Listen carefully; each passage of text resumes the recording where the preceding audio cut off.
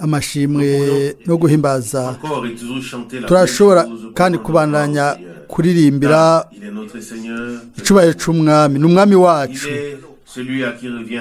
niwe abereye ubwiza amashimwe n'indirimbo zo kumuhimbaza yashize mu mitima yacu ibyo kumuhimbaza sinzi kuwa kabiri mu ijoro hano hepfo twaronse akanya k'indirimbo byanejereje umutima wacu twese twarahezagiwe mbega murazi ko mu ndirimbo hariyo umugisha kuko uko niko duhimbaza umwami aho bamuhimbaza ntaba ari kure aba ari mu mashimwe y'ubwoko bwiwe niko ibyanditswe byera bivuga dufise amashimwe ko tumuhimbaza ndafise amashimwe n'ejo mu ijoro kubw'ubutumwa bwiza no ku nsobanuro ego byari ibidasanzwe bwari ubutumwa bwiza bugufi ariko bukomeye bw'inkomezi ukuri kw'intakuka niko kwari ngaho edeni ya satani ego by'ukuri twarabonye yuko ico mpemu w'Imana yavuze cose ni ukuri 100%. Ivy'Imana ivuze ni ntakuka ni ivy'ukuri. Ivyo byo gara nkuko biri kure ariko isaha izogera bihishurwe bibe ibigaragara. Abo bose bafise umutima urimo ukuri ukundi ijambo ry'Imana bakiriye bakiriye ijambo ryiwe bafise amaso yuguruye barashobora kubona yuko ari ukuri. Abandi bose bazoca iruhande atakintu na kimwe babonye, ariko twebwe nk'abana b'Imana dutegerezwa kunezerwa tugashima kw'Imana umwami yuguruye amaso yacu. Ntitwihimbaza ku kintu kidasanzwe, turashobora kuvuga gusa tuti turi ico kubw'ubuntu bw'Imana, turi hano ngo duhimbaze umwami. Hano Dawidi mw'Izaburi 145 aravuga ati ngomba kuguhimbaza o mana yanje wewe mwami. Ego nanjye no kwifuje kuvuga nti tugomba kwifatanya n'uwaririmbye ino zaburi. Ntitugomba gusa kubivuga ariko natwe turashaka kandi kubikora. Duhimbaze Imana yacu n'umwami wacu, mwami wacu, mucunguzi wacu, umukiza wacu. Ego nico gituma dukorana, sivyo gabene data n'abashiki bacu. Ego niyo ntumbero. Aravuga ku murongo wa mbere ati mana yanje mwami wanje ndagushira hejuru. Nivyo Dawidi yavuze. Ndibaza yuko atari amajambo agaragara ariko byava mu bwina bw'umutima wiwe, nicyo gituma yashoboye kubivuga gutyo. Ibyo kandi bigomba kuva mu bwina bw'imitima yacu kugira ngo natwe tubivuge. Ku murongo wa kabiri ati nzoshemagiza izina ryawe ibihe bingana gute, ibihe bitazoshira. Ibihe bitazoshira duhimbaza izina ry'umwami. Birashoboka bene data, birashoboka kuri twebwe canke ntibishoboka. Umuntu yari haye ihangire ryo kubikora, avuga ati arabivuga neza n'ijwi rirenga. Mbere nuno munsi biracumvikana, murabona biraza bigashika no mu matwi yacu muri kino gitondo. Mbega si ivy'ubwiza ivyo abantu b'Imana bavuze, bavugishijwe na mpemu yera, bigumaho nuno munsi wacu. Ntibari abo bantu ariko yari mpemu w'Imana, niwe yabarongora kubikora. Muri kino gitondo turashobora kubiraba, kubyihweza. Ndibaza ko bitaje biturumbuka ariko bisohoza intumbero yabyo. No muri kino gitondo rongo wa kabiri nzokwama gushemagiza uko bukeye. Ego umunsi wose uko bukeye nzoshima izina ryawe ibihe bitazoshira. Umunsi wose. Mbega turabikora bene data n'abashiki bacu? Nitubikore. ego nimba bene data n'abashiki bacu mbega niko bimeze kuri twebwe mbega cyangwa se ko bimeze dutegerezwa kuba imvuga kuri ico umwe wese kisuzuma ubwiwe ndibaza yuko ibi byategerezwa kuba mu mitima yacu ndagomba kubabwira ikintu runaka ndibaza yuko nta munsi n'umwe worengana tutamwibajijeho cyangwa tudashize hejuru izina ryiwe cyangwa tutamuhimbaje nubwo rimwe na rimwe ibyo tuba turimo byihebuza tugaca mu bigeragezo byinshi ntegerezwa kuvuga nti guhera igihe Yesu yinjiye mu buzima bwanje iminsi yose nibaza ku byo yakoze mu buzima bwanje ngahimbaza izina ryiwe ry'igiciro. Umurongo wa 3 ngo Uhoraho arahambaye abereye gushimwa cyane ubukuru bwiwe ntibuzoshobora guserangurika. 4 aburunganwe rumwe bazoshimira aburundi ibikorwa byawe babiganire iby'inkomezi wakoze.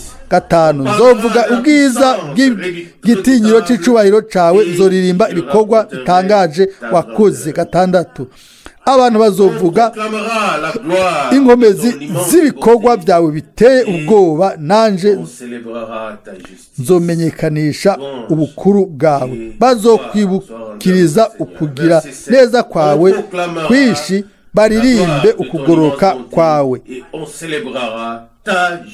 Baririmbe ukugororoka kwawe. Ndibaza yuko natwe dushobora kubikora muri kino gitondo. Mwene w'Imana aturongore twese kubikora. Ego reka twese twishire mu biganza vyiwe musi y'uburongozi bwiwe musi y'amerekezo yiwe abe kumwe natwe bakundwa bene data n'abashiki bacu. Uno musi ni munezero twugure imitima yacu. Reka duhaguruke tubikore. Mana yanje data turagushimiye ubwina bw'imitima yacu kuba turi hano muri kino gitondo. Mwami turaje kuri wewe n'imitima iciye bugufi tuje kuri wewe. Turashaka kuvuga nka Dawidi tuti nzogushira hejuru Mana yanje wewe mwami wanje nzohimbaza izina ryawe ibihe bidashira. Umunsi wose ko bukeye nzoguhimbaza nzoha ubwiza izina ryawe ibihe byose bidashira. Mwami Yesu ubiduhe kubw'ubuntu ubiduhe mu bwina bw'imitima yacu dushobore kuguhimbaza iminsi yose o mwami. Tuzoririmba amashimwe yawe mwami mu kiringo cy'ibindi bintu byose. Amashimwe adudubize n'ibyo kugushimira bibeho mwami. Ukure muri twebwe ibintu byose bitubuza gukora mu buzima bwacu mu by'imbero byacu mbere no mu buzima no mu by'imbero by'umwe wese muri twebwe. Uduhe ubwiza mwami kugira ngo indani hacu mu bwina bw'ibiri muri twebwe bibe ivyera imbere yawe. Mwami turagushimiye ubwira kandi kubw'amajambo akomeye y'ejo mu ijoro y'ububasha. Turabona mwami yuko wavuze mwami watwaye umusabyi wawe ariko ijambo ryawe ryaragumyeho. Aleluya. Turashima ubuntu bwawe turashimagiza ibitangaza wakoze no muri no misi yacu no hagati yacu mwami. Kubw'ibyo turaguhaye ibyubahiro amashimwe n'ubwiza no kugusenga mwami. Ube kumwe natwe no muri kino gitondo uduhezagire twese o mwami. Iryo niryo sengesho ryanje no kwinga kwanje tuje uko turi mu izina ry'igiciro rya Yesu Kristo. Aleluya. Amen. Amen. Amashimwe no guhimbaza bibe iby'umwami wacu. Ijwi ryanje nanje ntabwo ari ryiza nk'uko nabyifuza. Murazi weekend ya nyuma yari iruhishije cyane. Abantu bahari epfo baratandukanye na twebwe. Iwabo igikorane kimara amasaha 3 canke amasaha 4. Iyo igikorane giheze ntibaca bataha iwabo oya si ibyo bataha inyuma y'igicugu kandi gutyo rero ijwi ica rikora cyane uko rero ariko mugabo riba ari ku gikorwa cy'umwami nimba umwami ahimbajwe ashizwe hejuru ijambo ryiwe rigatangwa ibyo bikazana umugisha aho rero ijwi rirashobora gusarara ariko tuzoba tugowe nitwakoresha amajwi yacu ku bindi bintu bidahimbaza umwami. Le refrain que nous avons chanté icyitabirizo twavuze correspond kijanye n'igice ca gatanu co mu Ivyahishuriwe Yohana twabyumvise haraheze iminsi mike na Mwene Data Schmidt nabifashe ku mutwe nk'uko ndabishoboye ibyo rero twarabirimbye ejo ngaha mu ijoro biri mu Ivyahishuriwe Yohana 5:2.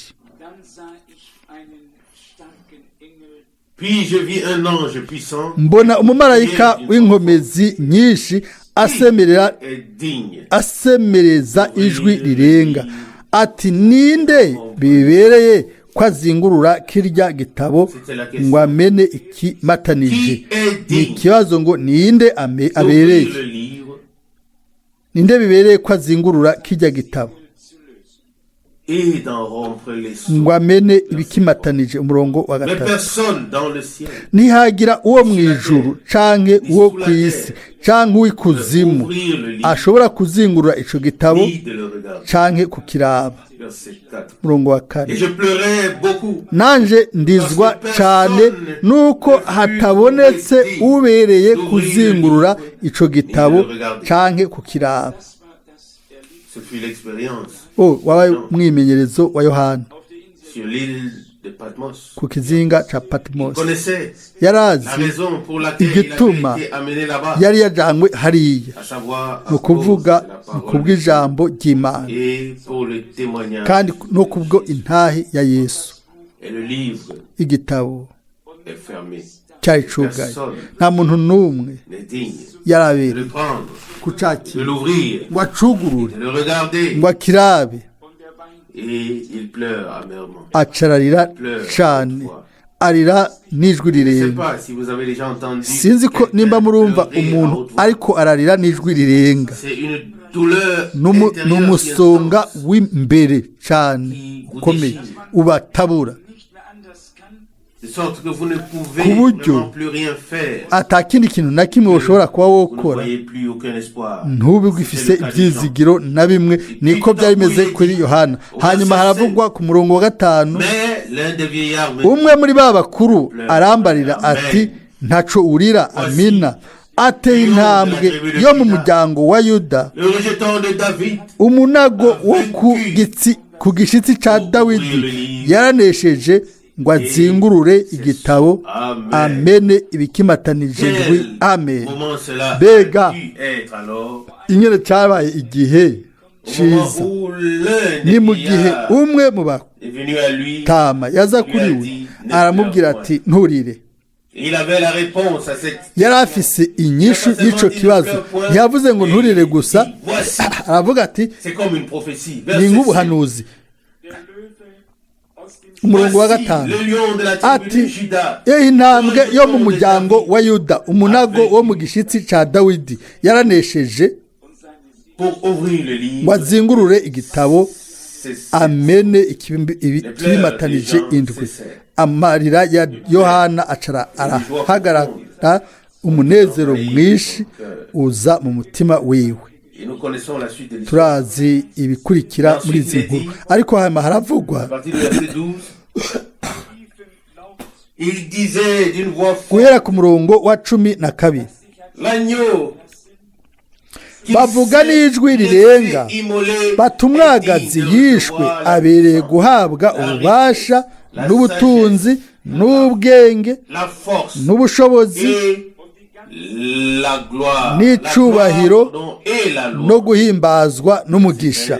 cumi na toutes les gatatu créatures dans le ciel, sur la terre, kandi sur la cyaremwe terre cyose et cyo dans mu la ijuru mer, no mu et isi tous ceux n'ikuzimu qui no s'y hejuru n'ikiyaga Je les entends n'ibiri muri byo byose numva bivuga biti iyo ibyagiye ku ntebe uwo ni umwagazi w'intama umugisha ube uwabo n'icubahiro no guhimbazwa n'ububasha ibihe bitazoshira amen. et les quatre êtres vivants. kandi bya binyabugingo bine biravuga biti amen. na twebwe turashobora kuvuga tuti amen kandi amen. Les vieillards bano bakuru se prosternèrent. bikubita hasi barasenga. Que doit-il en être de nous none bimeze gute kuri en twebwe ce temps? muri kino gihe Nous avons expérimenté aho l'ouverture des twagize umwimenyerezo kuguruka kwimatanije indwi, aho amabanga yaranyegeje cieux dans le livre yari ashizwe ku ishashara yahishuwe. Sinzi nimba by'ukuri dutahura icabaye. Si nous avons saisi niba de quoi il twaratahuye ibyo ari byo, haravuzwe hano s'agit, ils se prosternèrent. ngo barapfukama bikubita hasi barasenga amen. Seulement gusa lorsque n'igihe l'agneau umwagazi yafashe igitabo. Nous savons qu'en mars 1933, turazi ko mu kwezi kwa gatatu mu gihumbi kimwe magana mirongo itandatu na gatatu ibimatanijwe ndwi byaruguruwe. Igihe cyose umwami yaramanuka mu gihe cya saa sita mu nkingi y'umuriro akugurura ikimatanijwe akacugurura Mwene Data Branham akakimuhishurira. Twarumvise byose. Mbega twaba twarapfukamye twari kubise hasi, twaba twarasenze, twaba twarahaye Imana amashimwe abereye. Mbega twakoze iki ku byo Imana yatujeje amen. Mbega twabihaye agaciro kangana gute ibyo twarose. ndategerezwa kubyatura no mu mutima igihe numva abo bantu baririmba indirimbo batari bazi ico kugurwa kwimatanije indwi ico bivuga, batari bazi n'icumviro c'ivyari vyo. umutima wanje waranezerewe ndavuga nti iki nico gitero twateza kuririmba kuko twakigizemo umwimenyerezo tuti urabereye urabereye urabereye uwo mwami, ubereye kwakira amashimwe ibyubahiro n'ubwiza no gusengwa, urabibereye uwo mwami. haleluya haleluya. ntitwibagire ico Imana yakoze ku bwacu muri bino bihe kubw'ubuntu. haleluya.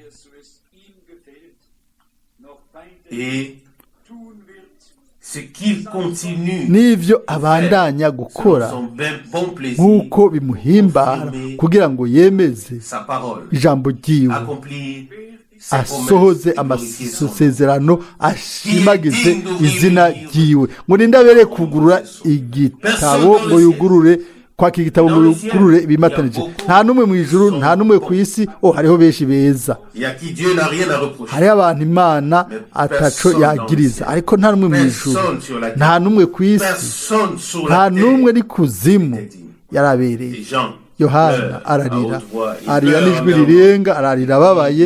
hanyuma haza inyishu ngo nturire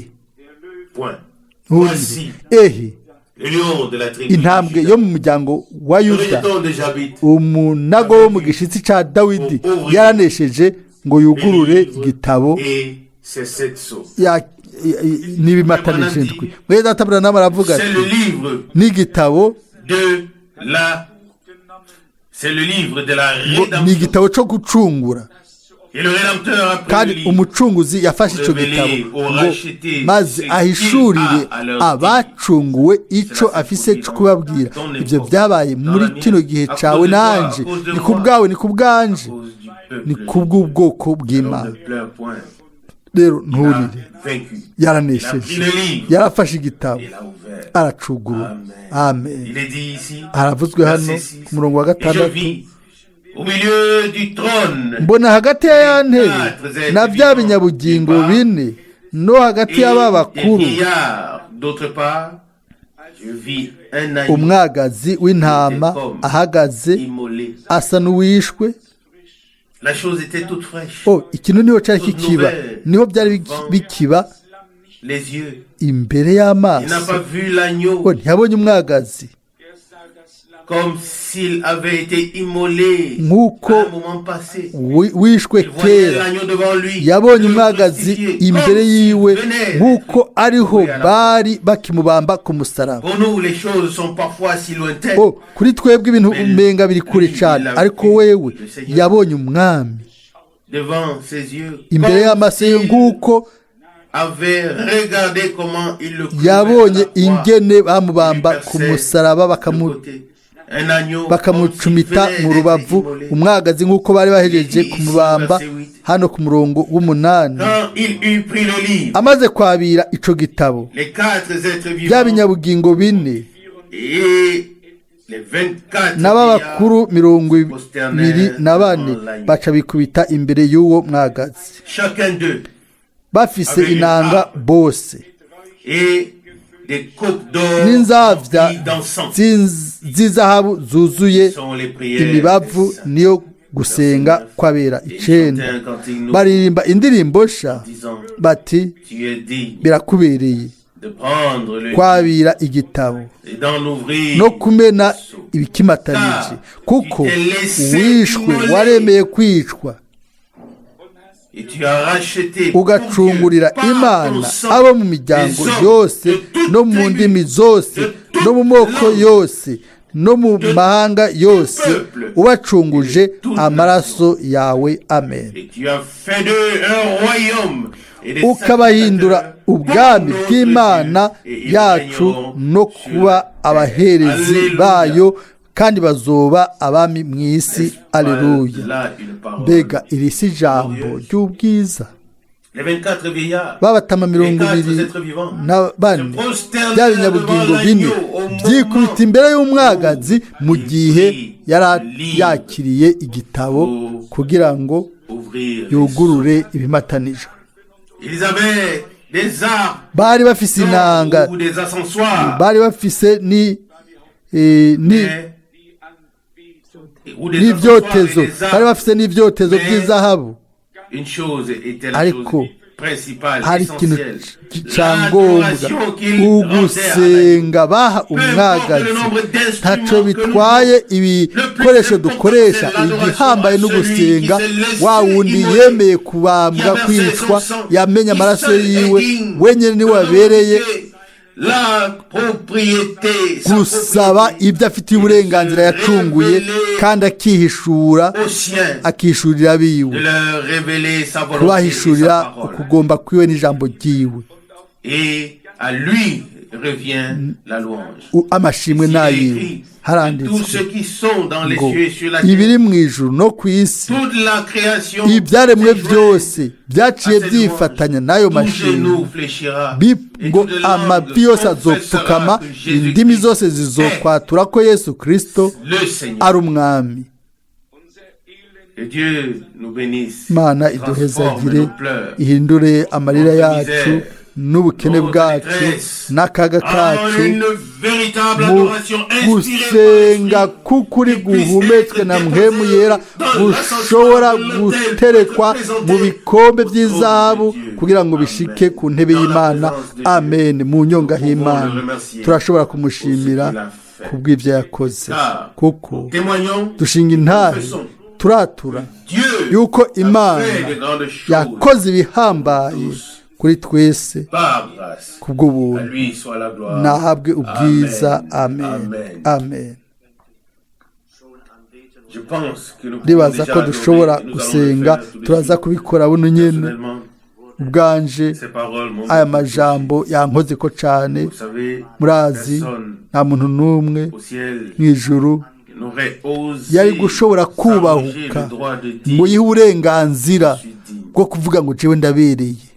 Mais vous savez, Ariko murazi tous bose savaient bari que bazi l'honneur, yuko la icubahiro louange n'amashimwe revient bigarurirwa quelqu'un d'autre. ubundi. Il y avait les 24 vieillards, Hariho abatama il y mirongo avait ibiri les na bane, princes ou les princes d'anges, hariho l'ange Michael, Michael, umumarayika Mikayeli tous ceux qui n'abandi portent bamarayika ces noms. n'abandi n'umukuru w'abamarayika kumburi yakoze ibintu bihambaye, ariko hariho gusa umwe wenyine yabera ibyubahiro.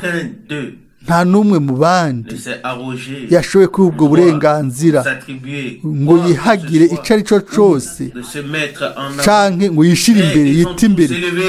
Bose bashize ijwi hejuru, baravuga bati n'ijwi rimwe, bahuje bose baturabereye. Amen. Umwagazi yemeye kwicwa, ego niwe abereye, niwe abereye kwakira amashimwe no gusengwa. Biratandukanye cyane. Murazi iyo turabye hano kuri ino si biratandukanye.